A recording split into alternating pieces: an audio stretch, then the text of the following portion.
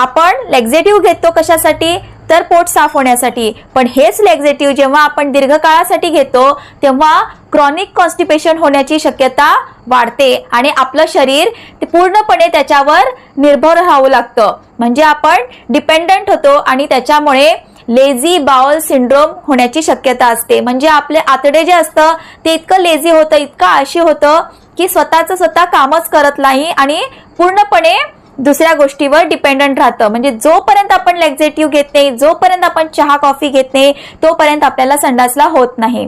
तर अशा चुकीच्या सवयी आपण वेळीच जर टाळल्या तर कॉन्स्टिपेशन होणार नाही. आणि समजा जर असं होत असेल तर आपण हळूहळू काही या सवयी कमी करण्याचा प्रयत्न करायला पाहिजे. म्हणजे जर आपण जास्त प्रमाणात चहा घेत असू तर ते कमी करायचं आहे, किंवा जास्त प्रमाणात जर आपण लॅक्झेटिव्ह घेत असू तर त्याचा डोस हळूहळू